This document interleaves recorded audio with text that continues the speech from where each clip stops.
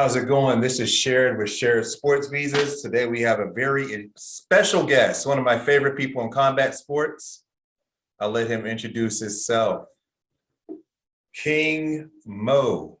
There he is. Out of Coconut Creek, Florida, representing American Top Team. We got King Mo here.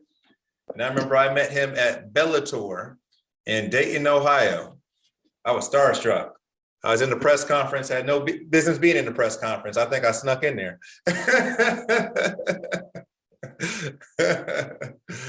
Yeah, Mo, tell us what you've been up to. What keeps your time busy these days? Coaching.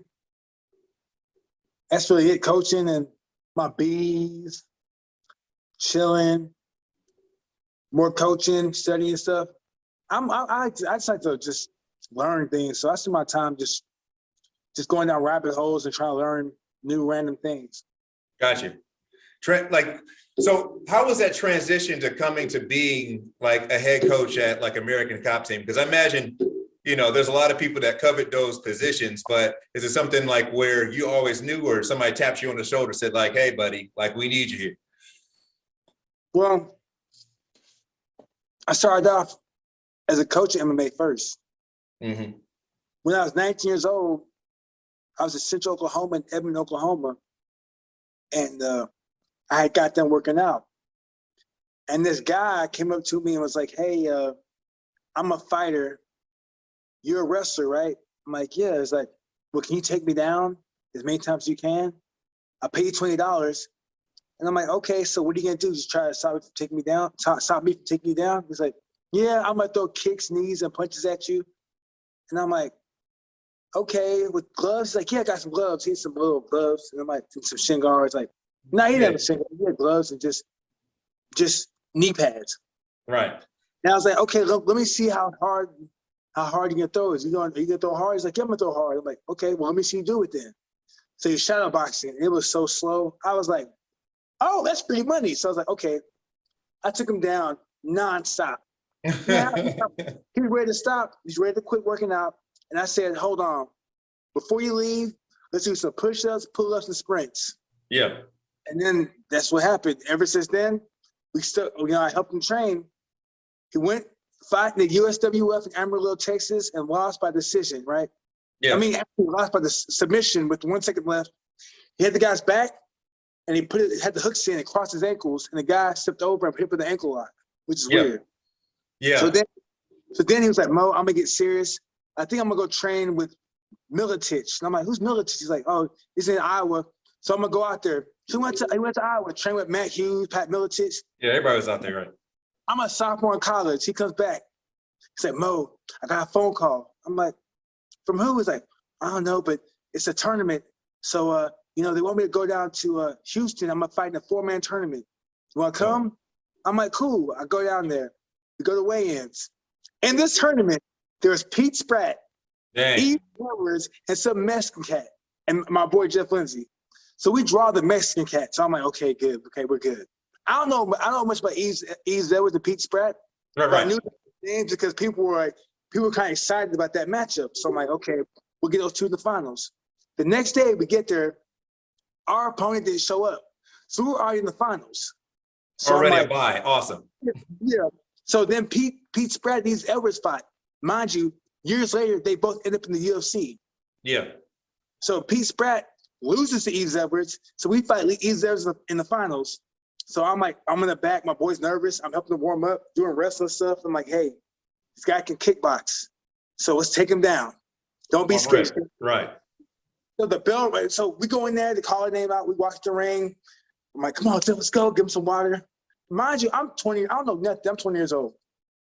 Eve Edwards comes out dressed like Michael Myers. What's character? Yeah, and he comes out. The crowd goes crazy.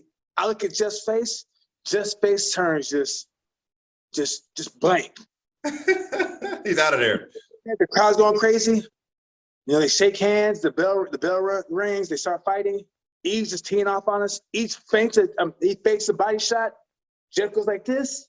Head kick. Dang. So after the fight, I'm like, man, Jeff, You didn't do what you were doing. You didn't fight confident. You know, you got to get your mind right, man. We were in shape. We trained hard. He's like, know what, Mo? I'm gonna go back to Milicic and train a little more, and then get right. He goes out to camp with Pat Milicic, spends like 3 months out there, comes back. We're training. Mo, I got a phone call. You won't believe this. I was like, who called? He's like, King of the Cage. Ooh, bro, that's a big one. Yeah. Yeah, because back then, King of the Cage, this is year 2000. This is 22 years ago. Back then, King of the Cage was bigger than the UFC. You know what I'm saying? So we go out there. He fights against Romy Aram, who's Sada Wadsman trainer, and he trains Gordy Karatanian and some other fighters from everybody. Yeah. So you know, and he's got them beating Jerry Bolander, which is so when we go out there, take the fight, we get beat, you know, he gets stopped back to the towel in because he's getting beat up. Yeah. So after the fight, I ran into Quentin Jackson, did like him. I met Miranda Couture. I met Tim Katoff. I met Bobby Hoffman. I met a bunch of like old school Valentino MMA guys from back in the day. Now, here's one thing about you. When you make a contact, you never lose it. And I think there's two things. There's two things people to know. Like, one, I always listen to like Chael Sonnen's podcast. He's like, he always says yes. And I figure like you're one of those people that always says yes.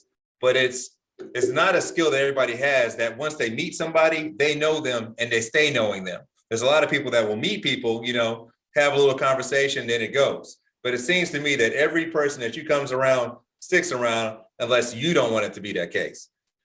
Well, it just depends on, because like if they're negative and I feel like I can't learn from them, or they're just around just taking up space, I have no need for that. Yeah. You know what I'm saying? No need. I'm there. I want to learn and I want to teach. And I think a fair exchange is always good. Right. You know what I'm saying? So that's how I work. If I can learn from you and you can learn from me, and we're both respectable and we're both, you know, we're both goal driven, I can work with you. I can speak with you. I can be your friend. But if you have no goals, you're not respectable, I can't deal with you. Right. So it's more like an exchange of energy. You know how to identify energy going forward. And it's like we're attached into it. And if you ain't got it, you know, go sit down. You know what I mean? Because I imagine there's a lot of people always trying to tap into everything you have going with, you know, all the businesses. I'm sure at American Top Team, everybody wants you to be their coach in the corner and stuff like that. But you're very selective about who you'll even corner. And it seems to me a lot of times you like the up and coming guys rather than dealing with the guys that's already, you know, competing for the championships and stuff. How'd that kind of be? I like to see, if you're already on top, you might not need nothing from me. You might just need a little bit, so I don't need to be there.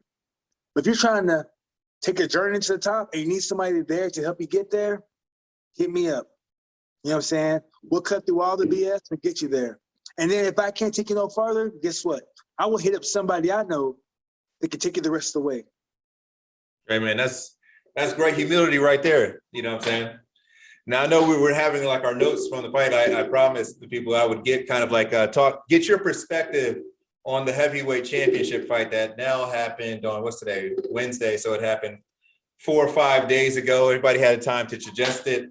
And not even about the matchup itself, but kind of like the contractual stuff, like the other stuff that comes in on the way to this fight. Because I think you know that Francis has, I don't think it's a secret, you know, I've even spoke to him about this, you know, personally, but he was, one, he's upset with his contractual situation because he wants to box. And then he's in a unique situation from his upbringing where he's fine having nothing. Not that he doesn't have nothing, but he's like, yo, I'll go back to Africa, sit in my hut, grow a farm and stuff like that. You know what I mean? I don't have to be anybody's like peon. And maybe that's why he went and competed on that bum knee, because it looked like he had a lot of damage, you know, after the fact. So we definitely wanted to get your perspective on the matchup and then also how the business end might affect what we saw and why it happened the way it happened this weekend.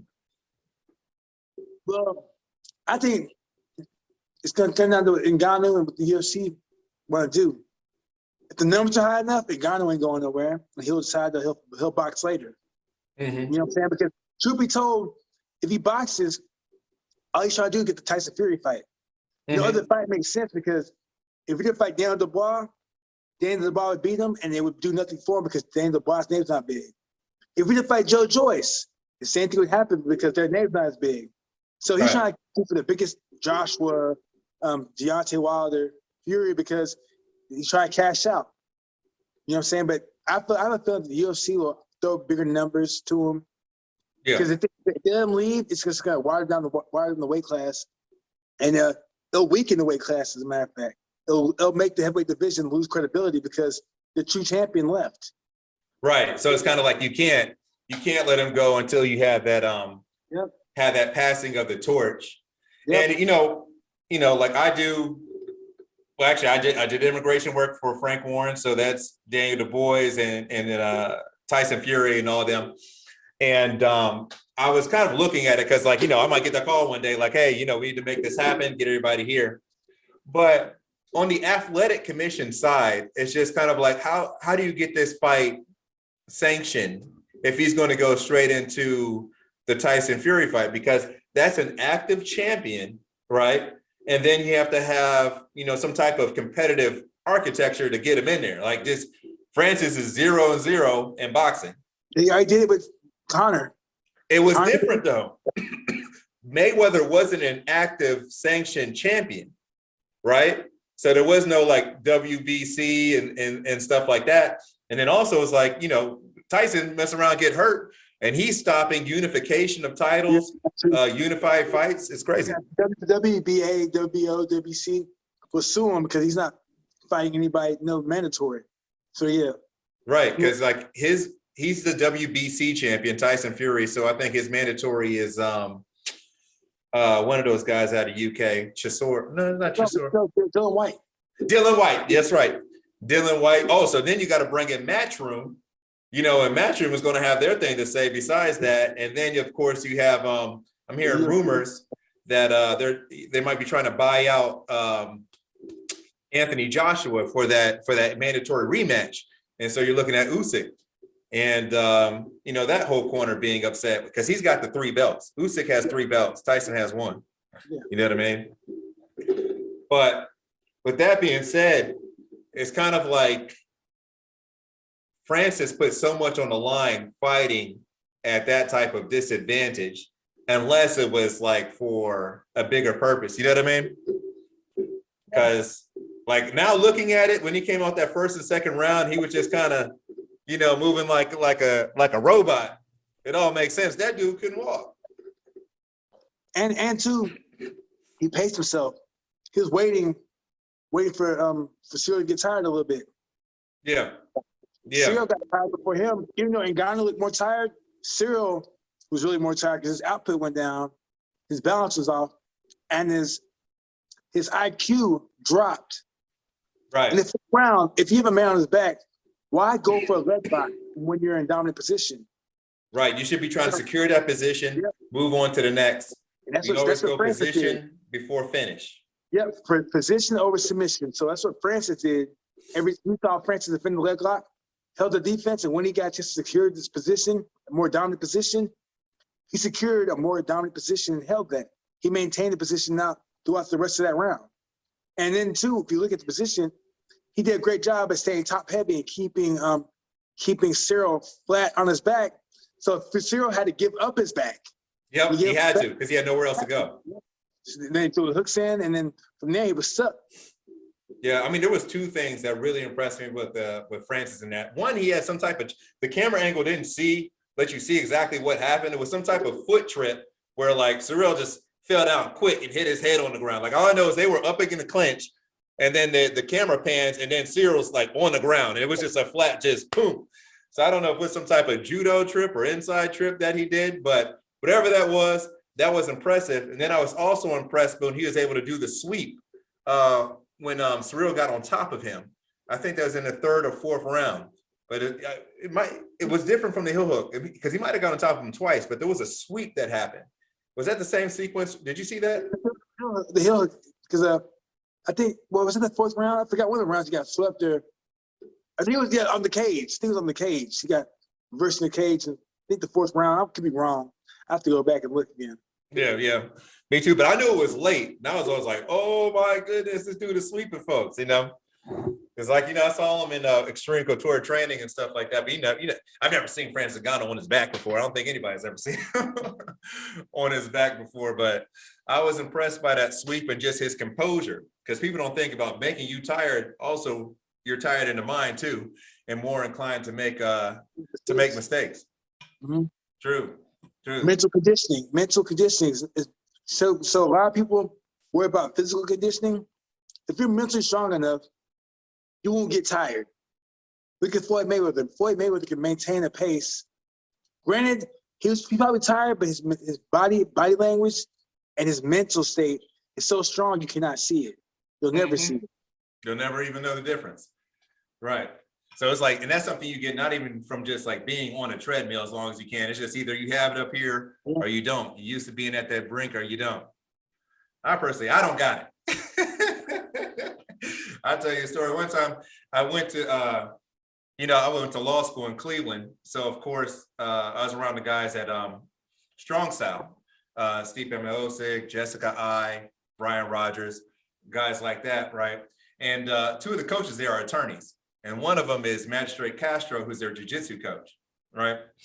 And I always used to mess with him saying like, hey, I'm coming to practice. And then years later, I did come to practice on a Tuesday because I looked up online. Okay, when's jiu-jitsu class? And he's like Tuesday. Okay, cool. I show up on my stuff. He look at me, I get there. He's like, nah, man. This is you're supposed to come tomorrow. I'm like, well, that's funny because I looked online. This is when they told me to showed up. So I showed up the next day. Turns out that was pro fighter practice, okay? This starts practice, it's like, look, y'all, we doing takedowns for 5 minutes. I'm like, okay, I don't know what that means. And it's like, dude taking me down, and like, I don't know how to wrestle. I'm in here doing some little jiu-jitsu trips and stuff like that. And then he's like, okay, we do that for a couple rounds. And he's like, okay, now go live. I'm like, okay, like, what that mean? He's just like, yeah, y'all just, you're just trying to do the takedown. He'd go like, okay, I thought that's what we were just doing. All right, so I'm going live. Boom, boom, boom. Now he's just like, okay, now just go. I'm like, what's that mean? Turns out that means you guys are just fighting, but you ain't punching, So we go through that, man. I'm getting my ass kicked by people half my size. You know what I'm saying? And then this dude gonna be like, okay, now everybody grab 10-pound weights. We're gonna run 2 miles. I told him, I said, my phone rang. I got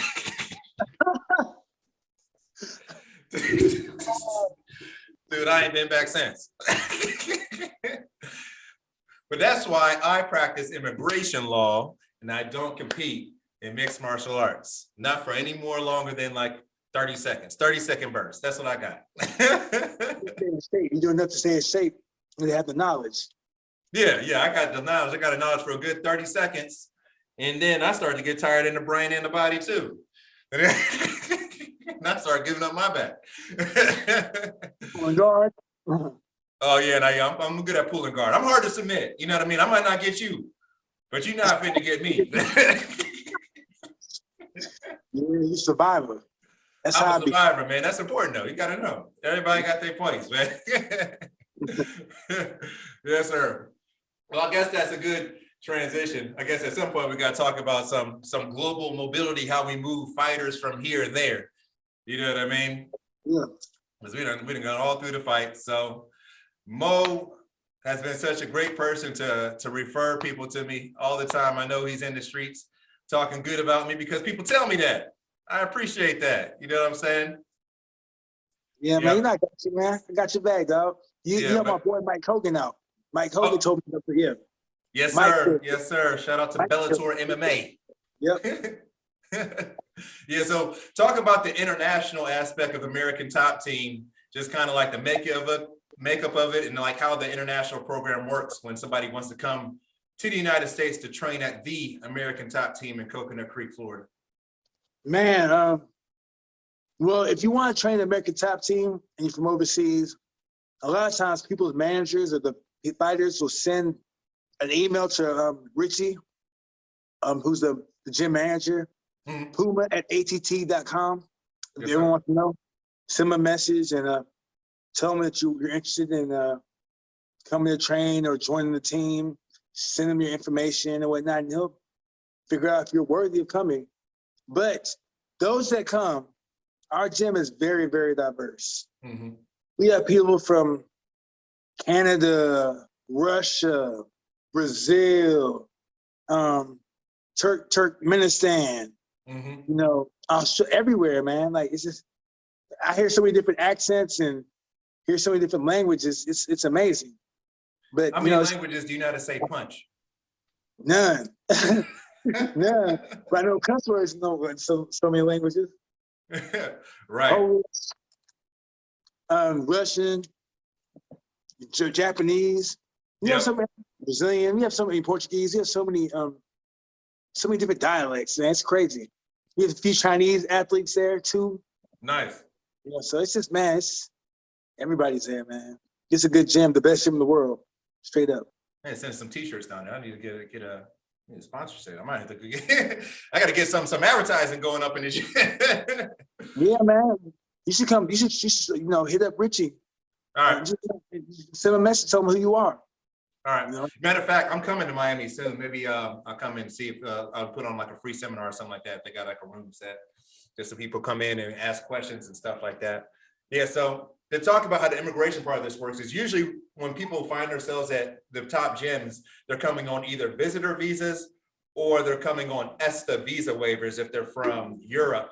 And those are places like where you can just show your passport, do a little electronic submission, get an answer back in a day, then you're here. Now, what happens with the Europeans, they're like, okay, cool. Now I want to go get a work visa. It's just like, well, you actually came on a waiver of a visa. So I can apply for a visa, but you're still going to have to go somewhere to do an interview and come back.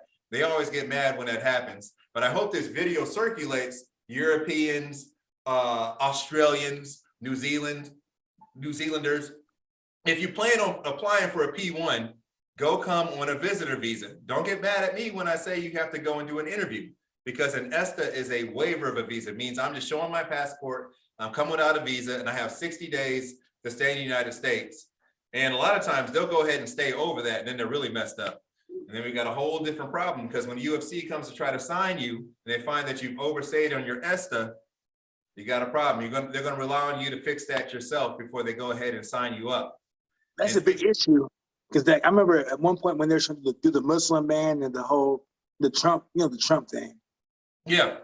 People are saying, hey, if you want to do that, then holler at these Europeans, because many Europeans and Canadians overstay their welcome, but no one's saying anything about them.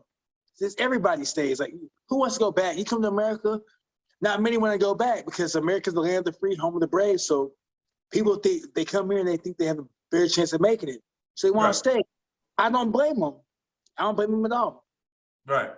Yeah, and the thing is, like, it's fine. You can come on your visitor visa or ESTA, and we can make a plan for you to get your work authorization.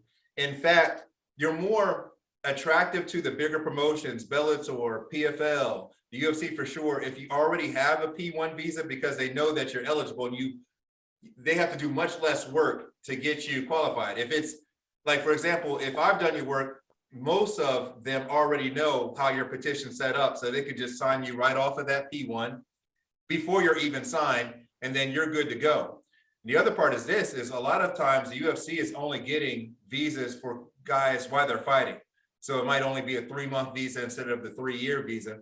And that comes being a whole other thing too, where people have to leave for camp, come back, and they don't really want to. But there's just a lot of options out there. You just got to call and ask for the information. That's it. What's the hardest country? The country you have the most problems with, like say you have, I have a problem with gay people from Dagestan or Syria or Iran or Uzbekistan or Azerbaijan, Belarus. What countries do you have the hardest time getting their citizens in America? Right. So there's 2 parts of petition. One is getting your visa approved, and the second time is getting your interview. For getting the visa approved, it seems that they take a longer time in India and China. So if you're not using premium processing, I've seen a visa on regular processing take 2.5 years in India for an Olympic level boxer. Why? Yeah, they took 2.5 years. I had to keep emailing them saying like, hey, you guys have been letting us sit for 8 months, and they send the same request for evidence twice, the same one without changes. I've never seen anything like it. It took 2.5 years. And then China, of course, is tough. Now, on the interview side, so you get your visa approved, now you got to go get an interview to go get it stamped, which, is a lot. We have plenty of stories with American Top Team folks where we had to kind of move them around, have them go interview in Dominican Republic. So right now, Russia, all the consulates are closed. So you can't go in Russia and get your visa stamped. So now we got to find places around the world that will allow third country nationals. That means people that aren't nationals of there and aren't permanent residents. So I'd say Russia's pretty tough right now too, just because we have to move them to Bahrain or Oman or, Dominican Republic and maybe even Mexico. So that's what makes it tough about there. Yeah. And then there's just some countries where the line is very long to get a P1 interview, like Germany and France and England. So if you don't have a way to expedite your appointment there, you're still looking at 4 or 5 months before you can get an interview, even though you're approved. So how we get around it is once we file a visa, we go ahead and start the interview process right then. We start getting a date set because we know it's going to take 3 months to get it approved. So we have a date already then set three months from then, because people want their people in now, immediately. You know what I mean? So so I'm pretty sure COVID has changed how everything works now, huh? Yeah. So, yeah, I mean, under the Trump administration, they shut all the borders down, and then they made special programs that only certain sports leagues could even request athletes to come in at all. I managed 2 of them for Top Rank, and then also Salida Promotions. The UFC had that, and it's like the NFL, but only like these big companies, Bellator through Showtime, they had theirs too. But if you weren't part of any of these organizations, you had to go to Mexico for 14 days and then come into the United States. You couldn't come straight in from Europe. The Biden administration finally got rid of all that, but now that's the problem, where it's harder to expedite appointments because you can't tell who's with who. So it's not like you can just say like, hey, I'm a UFC, I need to expedite an appointment and I am in this program. Now you have to go and ask them every individual time, and it's up to them to say yes or no, whether you're going to get that emergency appointment. It's crazy. Yes, sir. I ain't got to deal with that. Just call me up and we'll figure it out. Well, tell them, I ain't gonna keep you up hold about being some immigration attorney nerd on here like that. Tell them what you got coming up next so they can check it out. All the 5 people that watch me, soon to be 5 million one day. It will be. Let them know. Well, right now, just got some fighters coming up. Austin. I call him Austin Van Zant. You know what I'm saying? Yeah. The Vanderford. He's fighting Gegard Mousasi in Dublin, Ireland. Saeed Salma is fighting Davion Franklin in 2 weeks in Connecticut. Mm-hmm. I got The Andre Mohegan Sun? Huh? The Mohegan Sun in Yeah, Connecticut? Yep. Okay. I got my boy Andre Sakamata. He's fighting some jiu-jitsu guy. We're about to smash him. I said, hopefully Massaro hurries up and gets back over here. He had surgery, so everything got delayed. So when he gets back over here, he's supposed to fight in March. Isis Verbeek's supposed to fight next month. Biggie Boy should be fighting in April. So I think in this spring is gonna be a busy time for me. Hey, that's amazing. Got to keep busy. I wish I was going to that Dublin fight. The next time you have anybody fighting in Dublin, Ireland, let me know. I'm going to show up. Because this one's soon, ain't it? It's in 2 or 3 weeks, but you should try to go anyway, man. My boy's out there. My boy Anthony. Oh yeah. I gotta call my son's mom, figure out the schedule. But if there ain't no schedule conflict, that might happen. I might just show up. You're gonna shoot me with the keg of Guinness. We're gonna be in there. Yeah, as a matter of fact, I'll have my boy take it to the Guinness factory. All right. Let's see if I can make it happen. I'm looking at the schedule. I'm gonna see. I might just pop up. Okay. All right. Well, we appreciate you, Mo, for coming on. Of course, I'm always here to support. I'm gonna call American Top Team, see if I can get a little seminar going. From that, let's just stay positive. All right, definitely. All right, I'll be hitting you up. All right, brother.